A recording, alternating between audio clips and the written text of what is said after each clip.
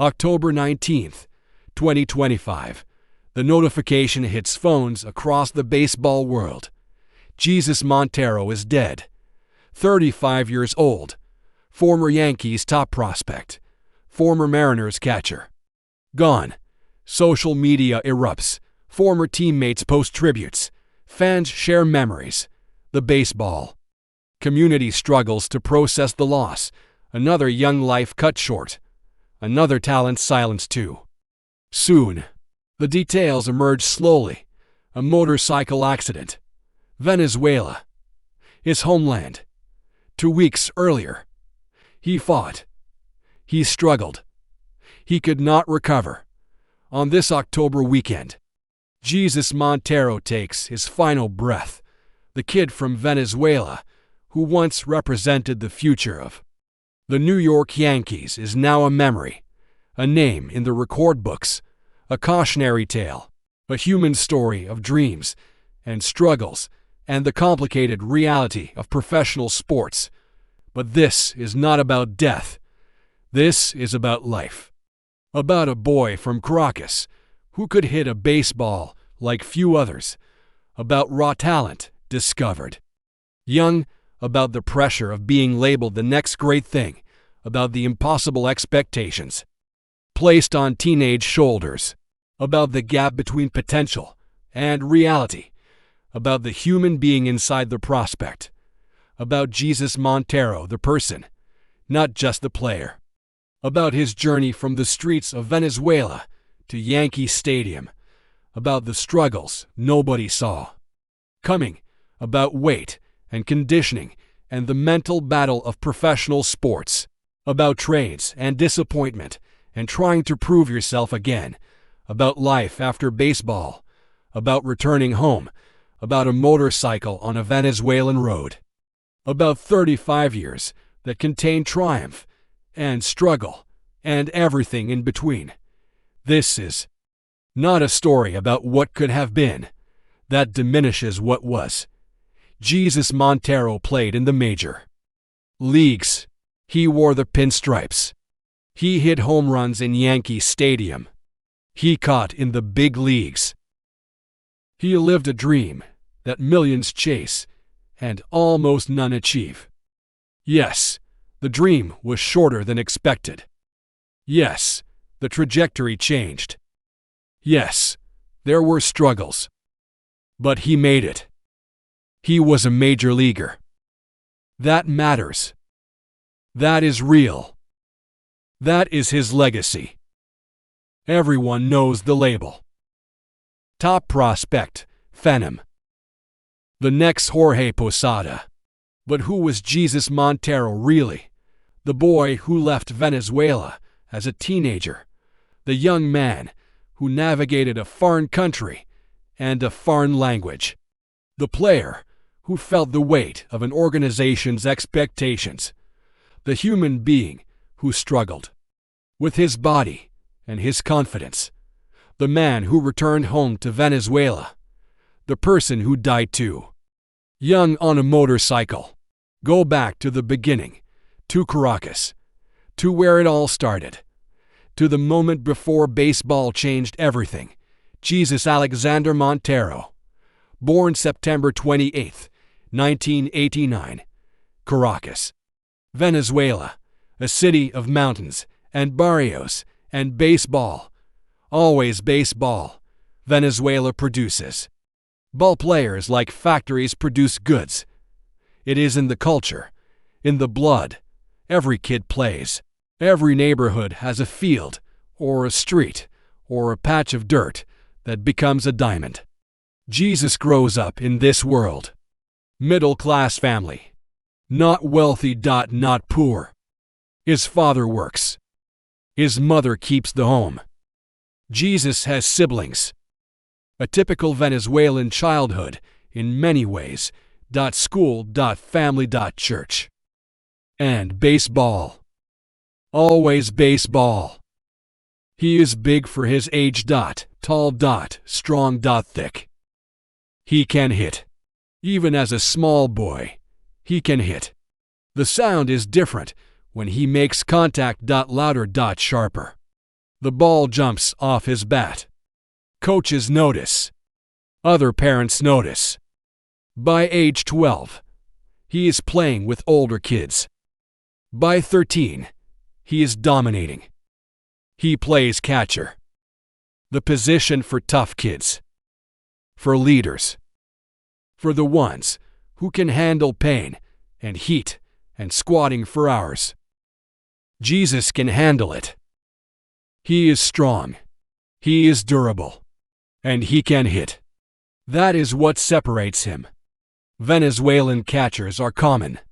Venezuelan catchers who can hit like this are rare.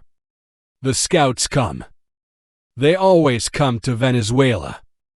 Every major league team has academies, complexes, scout networks. They are looking for the next Miggy, the next Felix, the next Altov. They see Jesús Montero at 14. They see the bat speed, the power, the natural hitting ability, the size, the arm strength. They see a future major leaguer.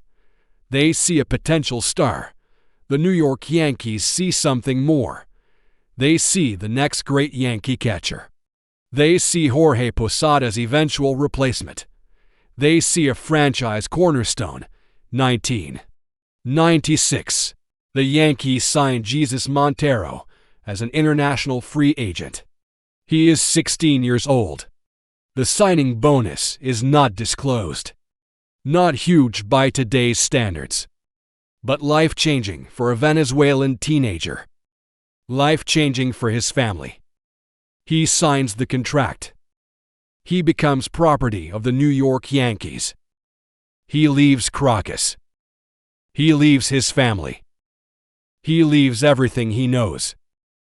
He flies to the United States, to Florida, to the Yankees complex, to begin his journey to the Bronx. He's 16 years old. He speaks limited English. He is alone, but he can hit. And, in baseball, if you can hit, they will find a place for you. The minor leagues are not glamorous. Rookie ball in the Gulf Coast League. Short season ball in Staten Island. Class in Charleston, South Carolina. Long bus rides. Cheap hotels.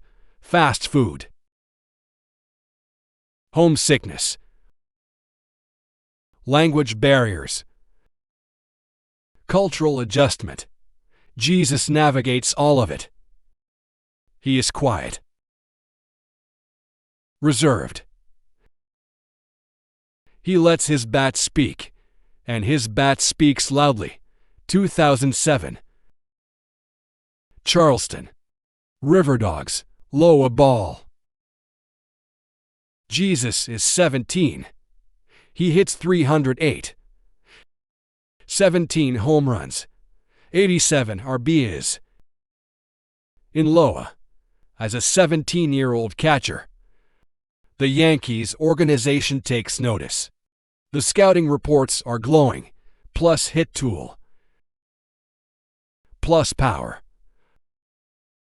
solid arm, adequate receiver. Needs work on conditioning. That last note appears frequently. Needs work on conditioning. Jesus is thick, stocky. He carries weight. The Yankees want him leaner, quicker, more athletic. They put him on programs, nutrition plans, conditioning regimens. He tries. He struggles. His body does not cooperate the way the organization wants. 2008. Hyatt, Tampa. He hits 336, 17 home runs, 94 RBIs. He is named the Florida State League MVP. He is 18 years old. Baseball America ranks him the number 2 prospect in the Yankees system, only behind Austin Jackson. The hype builds. The comparisons start. The next Jorge Posada. The next great Yankee catcher. The face of the future. Jesus handles it with quiet confidence. He knows he can hit. He has always known. But the pressure is building. The expectations are mounting. The Yankees have not developed a star catcher since Posada. They need Jesus to be that guy. 2009. Double a Trenton. Triple a Scranton. He is moving fast. Too fast, some scouts whisper. Let him develop. Let him refine his defense. Let him mature physically. But the Yankees are impatient. They have a window. Jeter. Rivera. Posada. Rod. Teixeira. They are contending. They need young talent. They need cost-controlled stars. Jesus hits 337 between AA and AAA. 17 home runs. 87 RBIs. He is 20 years old. He is knocking on the door. The door to Yankee Stadium.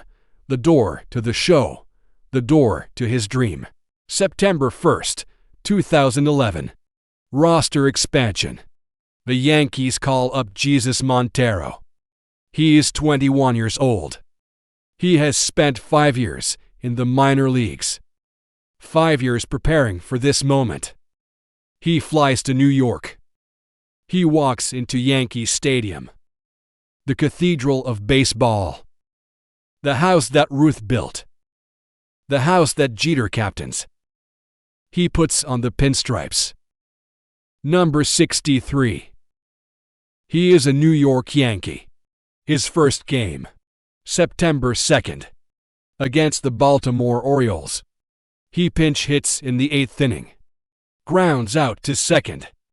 Not storybook. But he is here. He is in the majors. His family watches from Venezuela. His mother cries.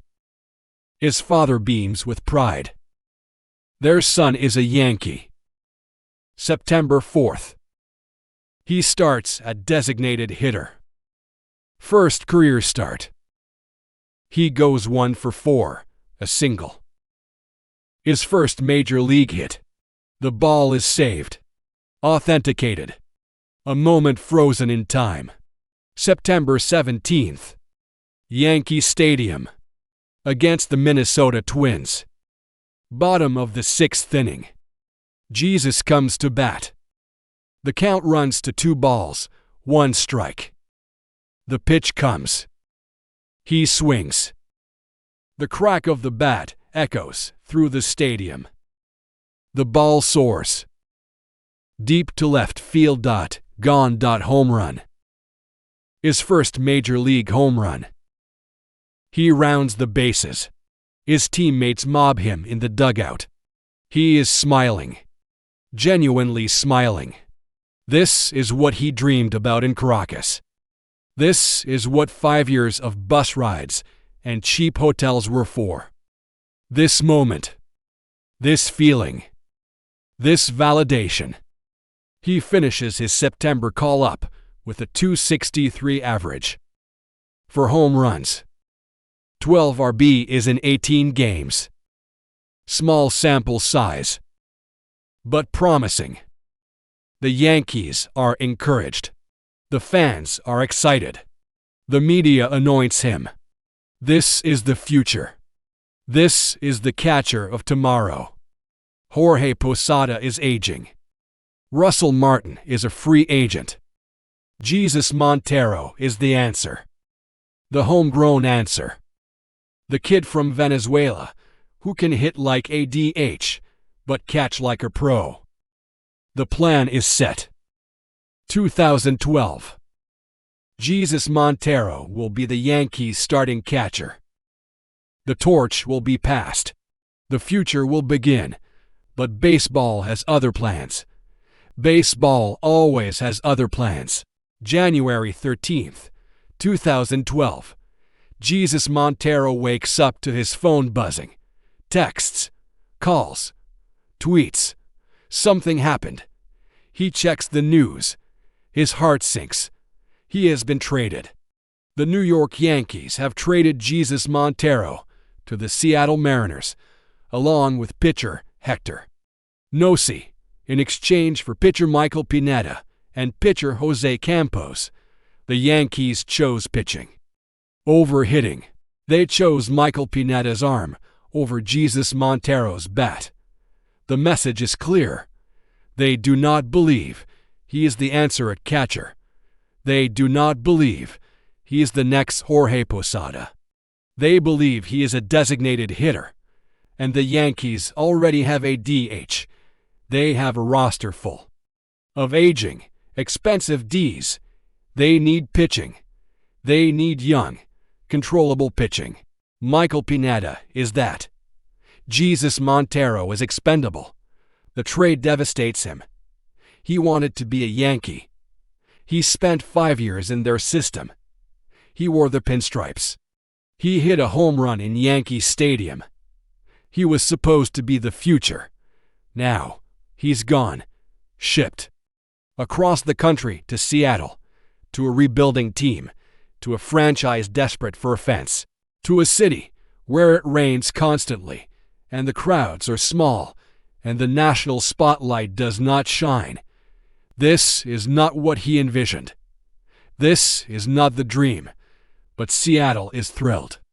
They are getting the number 4 prospect in all of baseball, according to Baseball America. They are getting a 22-year-old catcher who can hit for average and power. They are getting a potential cornerstone, a building block. The Mariners have not had a star catcher since Dan Wilson. They have not had consistent offense at the position in years. Jesús Montero is supposed to change that. The pressure shifts. New team. New expectations. New opportunity. New burden. 2012. Jesús Montero's first season with the Seattle Mariners. He plays 135 games, mostly at designated hitter, some at catcher. He hits to 60, 15 home runs, 62 RBIs. Solid numbers for a rookie. Not spectacular. Not star level, but solid. Promising. The Mariners are encouraged. The fans are patient. He is 22. He has time to develop, time to adjust, time to become the player they traded for. But behind the scenes, concerns are growing. His defense is not improving. His receiving is below average. His pitch framing is poor. His blocking is inconsistent. Pitchers do not trust him.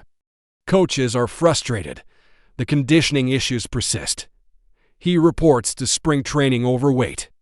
He struggles to maintain playing weight during the season. The Mariners put him on strict programs. Nutritionists, trainers, accountability systems. He tries. He struggles. His body is his enemy. His metabolism works against him.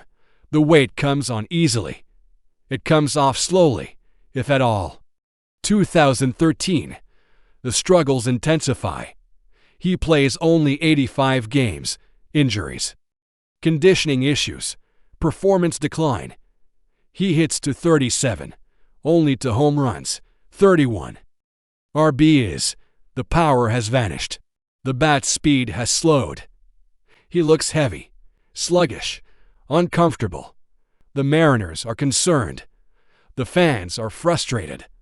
The media questions the trade. Where is the top prospect? Where is the future star? Where is the player they gave up Michael Pineda for? May 2013. The incident that defines his Seattle tenure. Jesús is suspended for violating team rules. Reports emerge. He was caught eating ice cream sandwiches in the clubhouse. Multiple ice cream sandwiches. Despite being on a strict nutrition plan. Despite being overweight. Despite struggling at the plate. The story goes viral. Ice cream sandwiches. It sounds trivial. It sounds funny. But it reveals something deeper. a lack of discipline, a lack of commitment, a lack of professionalism. Fair or not, the narrative forms. Jesus Montero is talented but undisciplined, gifted but lazy, a prospect who will never reach his potential because he cannot control his diet. The suspension is brief for one game, but the damage is permanent. He is now the ice cream sandwich guy, the joke, the cautionary tale, the prospect who ate his way out of the majors. It follows him, haunts him, defines him. He tries to move past it. He cannot. Every article mentions it. Every scouting report references it. Every discussion about his career includes it. Ice cream sandwiches. 2 words that destroy a reputation. But who is Jesus Montero really? Beyond the statistics. Beyond the ice cream sandwiches. Beyond the failed prospect label. He is a young man far from home. A Venezuelan in Seattle. A kid who left his family at 16. Who navigated a foreign country and a foreign language. Who carried the weight of an organization's expectations before he could legally drink. Who struggled with his body in a sport that demands physical perfection. Who battled demons nobody saw. Who faced criticism and mockery and public humiliation. Who was human, flawed, struggling, real. His teammates describe him as quiet, kind, funny in private. He loves his family, calls home constantly, sends money back to Venezuela, supports his parents, his siblings, extended family. He feels the pressure, the responsibility. He is the one who made it, the one who provides, the one who cannot fail. But he is failing, publicly, painfully, slowly. He struggles with confidence. Every slump deepens the doubt. Every benching confirms his fears. He is not good enough. He will never be good enough. The Yankees were right to trade him. The Mariners were wrong to acquire him. He is a bust, a disappointment, a waste of talent. These thoughts consume him, paralyze him. He presses at the plate, tries to do too much, swings at bad pitches, chases, expands the zone. The more he struggles, the worse it gets, the worse it gets. The more he struggles, a vicious cycle with no escape. The weight issues are not laziness. They are medical, metabolic, genetic. His body stores fat easily, burns calories slowly. He can eat the same as teammates and gain weight while they stay lean. It is not fair. It is not his fault. But it is his reality. He tries everything. Strict diets, personal chefs, supplements, training programs. Nothing works long term. The weight returns. The criticism returns. The frustration returns. He is trapped in a body that will not cooperate, in a sport that demands what he cannot give, in a situation with no good options. 2014. Jesus plays only 39 games for Seattle. He hits .174, 1 home run, 15 RBIs. Catastrophic numbers, unplayable numbers. The Mariners are done waiting, done hoping, done investing. In July, they designate him for assignment. He clears waivers. Nobody claims him. 24 years old. Former top prospect. Nobody wants him. He accepts an assignment to AAA Tacoma. Back to the minors. Back to buses and cheap hotels. Back to proving himself, again. He plays well in Tacoma. Hits .297. Shows the bat is still there. The talent is still there. But the opportunity is gone. The Mariners do not call him back. September ends. The season ends.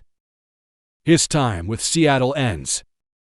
5 years after being the number 4 prospect in baseball, Jesús Montero is a free agent. Unsigned. Unwanted. Searching for a second chance. 2015. The Chicago White Sox sign him to a minor league deal. Spring training invite. No guarantees. He attends camp. He works hard. He shows flashes, but the weight issues persist. The defensive limitations remain. The White Sox release him before the season. He signs with the Toronto Blue Jays, another minor league deal. He plays for AAA Buffalo. Hits .276. 10 home runs. 48 RBIs. Decent numbers. Not enough. Toronto does not call him up. The season ends. He is 26 years old. His major league career appears over. He plays winter ball in Venezuela. He plays in Mexico. He plays independent ball. He keeps trying. Keeps grinding. Keeps hoping for another chance. The call never comes. By 2016, he accepts reality. His major league career is over. 5 seasons. 331 games. A .260 average. 24 home runs. 135 RBIs. Solid numbers. Not star numbers. Not top prospect numbers. But major league numbers. He played in the show. He wore the pinstripes. He hit home runs. That is more than 99% of players ever achieve. But it feels like failure, because of what was expected, because of what could have been, because of the gap between potential and reality. Jesús Montero returns to Venezuela, to Caracas. To home, to family, to the place where it all started. He is in his late 20s, retired from professional baseball, adjusting to life after the game. It is difficult. Baseball has been his identity since childhood. His purpose.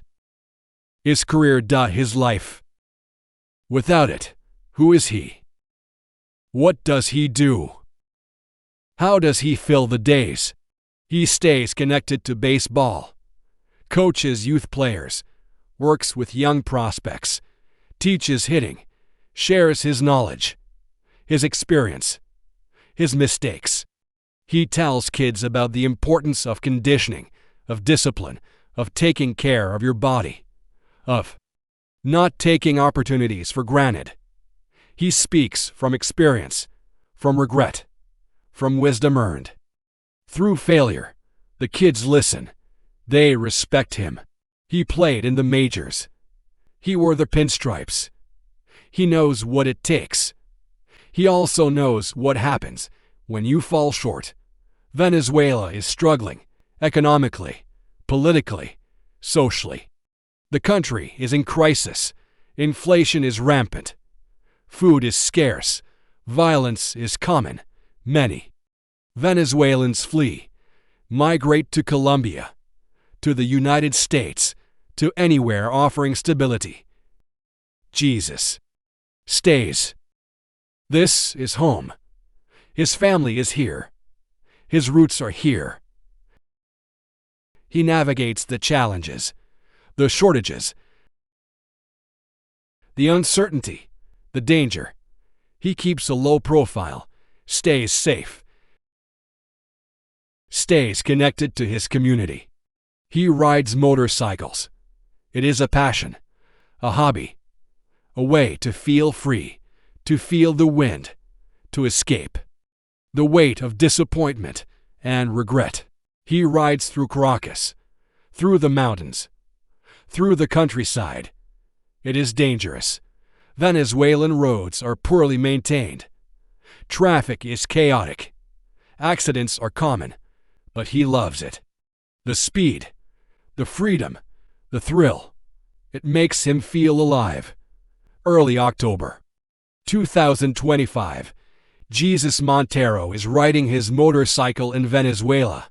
The details are limited, the specifics unclear. What is known?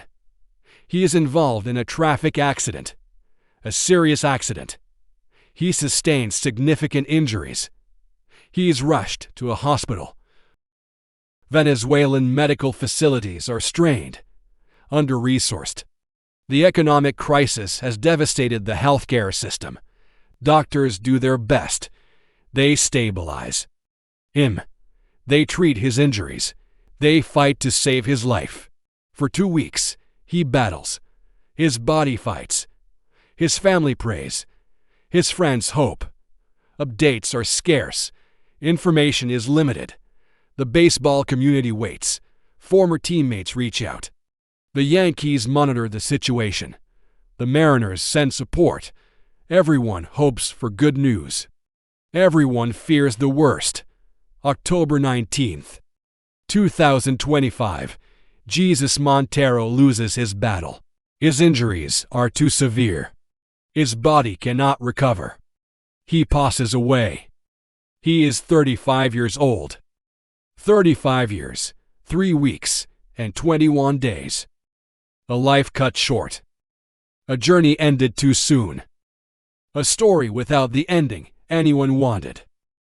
The New York Yankees release a statement. The Yankees are deeply saddened by the passing of Jesús Montero. He was a talented player and a good person. Our thoughts are with his family during this difficult time.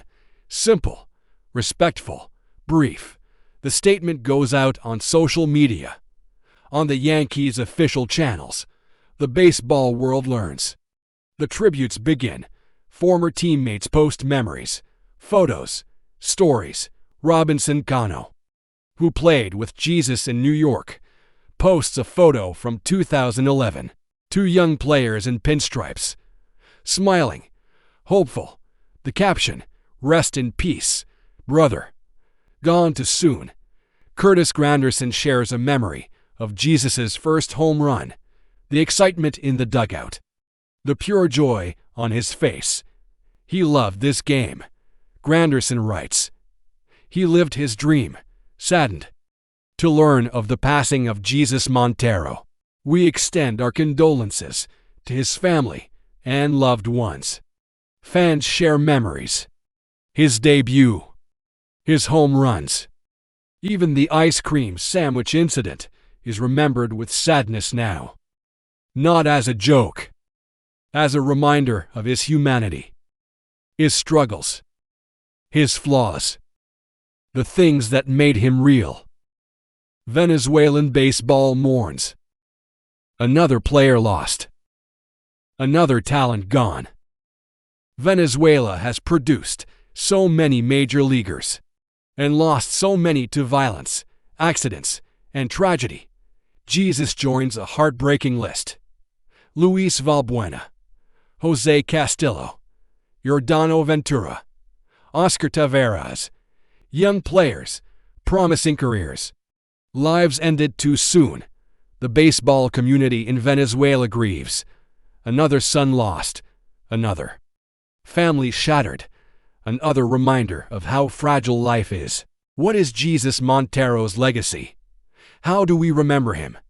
What does his story teach us? He is a reminder that potential is not destiny, that being a top prospect guarantees nothing, that the gap between AAA and the majors is vast, that physical tools are not enough, that the mental game matters, that conditioning matters, that discipline matters, that opportunity is fleeting, that careers can derail quickly, that the pressure on young players is immense, that we judge too quickly, that we mock too easily, that we forget these are human beings with struggles, with challenges, with lives beyond baseball. He is also a reminder of achievement. Jesús Montero played in the major leagues. He played 5 seasons. He hit 24 home runs. He wore the pinstripes of the New York Yankees. He hit a home run in Yankee Stadium. He lived a dream that millions chase and almost none achieve. Yes, his career was shorter than expected. Yes, he struggled.